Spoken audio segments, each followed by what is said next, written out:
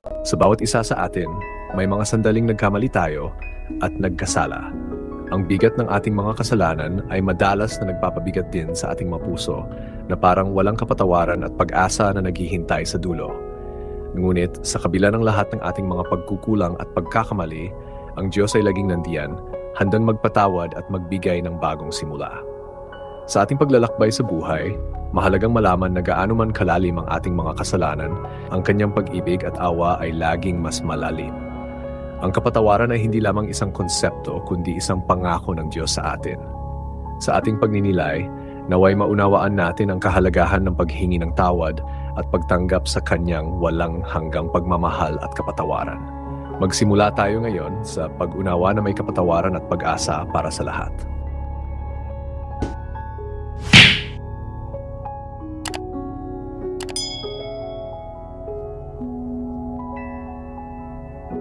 Ang tanong kung bakit mahal ng Diyos ang makasalanan ay isa sa mga pinakadakila at pinakamalalim na katanungan na maaring tanungin tungkol sa teolohiya at relihiyosong paniniwala. Ayon sa Biblia, maraming mga dahilan at paliwanag na maaring ibigay upang masagot ang tanong na ito. Pag-ibig ng Diyos sa kanyang nilalang. Isa sa mga pangunahing dahilan kung bakit mahal ng Diyos ang makasalanan ay dahil siya ang lumikha ng lahat ng tao. Bilang lumikha, ang Diyos ay may likas na pagmamahal sa kanyang mga nilalang. Ayon sa Genesis 1:27, kaya't nilikha ng Diyos ang tao ayon sa kanyang larawan. Ayon sa larawan ng Diyos, siya nilikha. Nilikha niya sila na lalaki at babae. Ang katotohanan ng tao ay nilikha sa larawan ng Diyos ay nagpapahiwatig na mayroong espesyal na relasyon at pagmamahal ang Diyos sa tao. Ang pag-ibig ng Diyos ay walang hanggan at walang kondisyon. Ang pag-ibig ng Diyos ay walang hanggan at walang kondisyon. Ayon sa 1 John 4:8, ang hindi umiibig ay hindi kumikilala sa Diyos, sapagkat ang Diyos ay pag-ibig. Ito ay nagpapakita na ang mismong kalikasan ng Diyos ay pag-ibig. Hindi nagbabago ang pag-ibig ng Diyos dahil sa Sa halip, ito ay nananatiling matatag at matapat. Pagmamahal sa kabila ng kasalanan. Sa Roma 5:8, sinasabi, ngunit pinatunayan ng Diyos ang kanyang pag-ibig sa atin dahil noon tayo mga makasalanan pa, si Kristo ay namatay para sa atin. Ang talatang ito ay nagpapakita na kahit tayo ay makasalanan, ang Diyos ay nagmahal sa atin nang labis na isinugo niya ang kanyang anak upang mamatay para sa ating mga kasalanan. Ang kamatayan ni Kristo sa krus ay ang pinakamataas na pagpapakita ng pag-ibig ng Diyos sa makasalanan.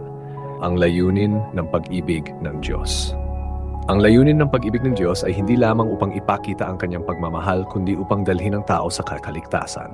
Ayon sa Juan 3:16, sapagkat gayon na lamang ang pag-ibig ng Diyos sa sanlibutan na ibinigay niya ang kanyang bugtong na anak upang ang sinumang sumampalataya sa kanya ay hindi mapahamak, kundi magkaroon ng buhay na walang hanggan.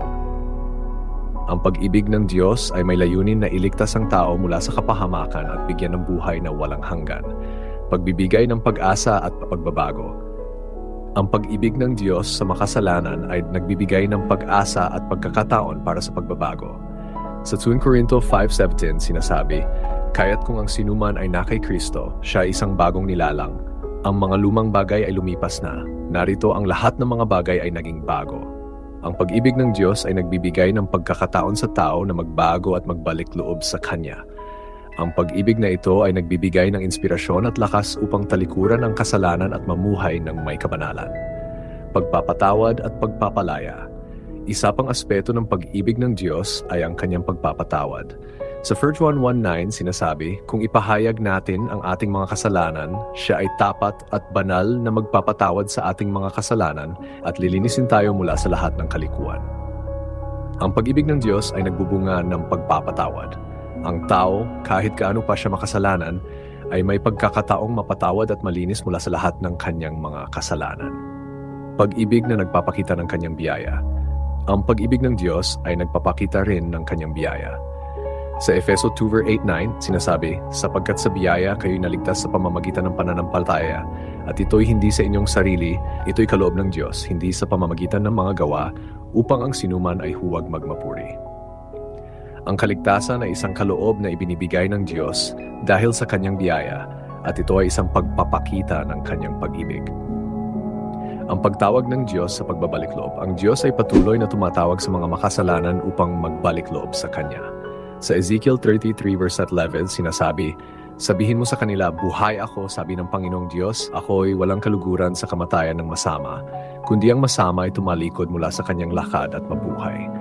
Manumbalik kayo mula sa inyong masasamang lakad, sapagkat bakit kayo mamamatay o sambahayan ni Israel?"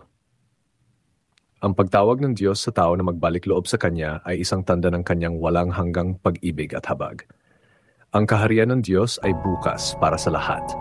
Ang kaharian ng Diyos ay bukas para sa lahat, maging sa mga makasalanan.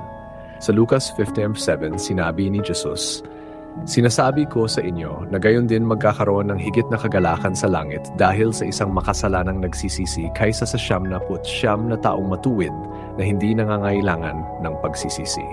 Ang Diyos ay nagagalak sa bawat makasalanang nagsisisi at nagbabalik loob sa Kanya."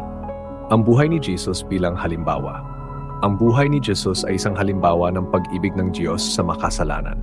Sa kanyang panahon sa lupa, si Jesus ay madalas na nakikisalamuha sa mga makasalanan at mga taong itinuturing na mga outcast ng lipunan.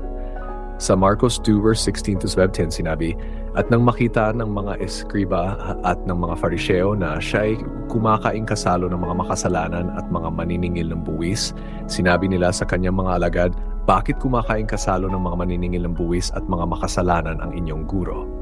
Nang marinig ito ni Jesus, sinabi niya sa kanila, 'Ang mga walang sakit ay hindi nangangailangan ng manggagamot, kundi ang mga may sakit.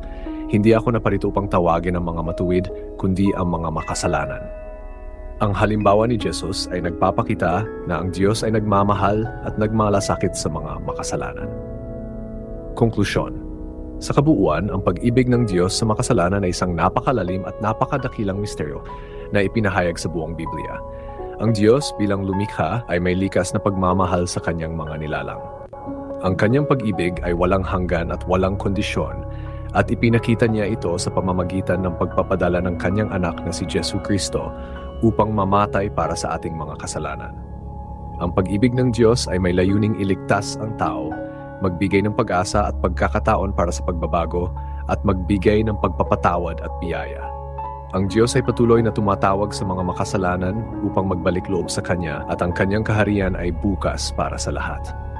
Ang buhay ni Jesus ay isang perpektong halimbawa ng pag-ibig ng Diyos sa makasalanan na nagpapakita ng Kanyang pagmamahal at malasakit sa lahat ng tao.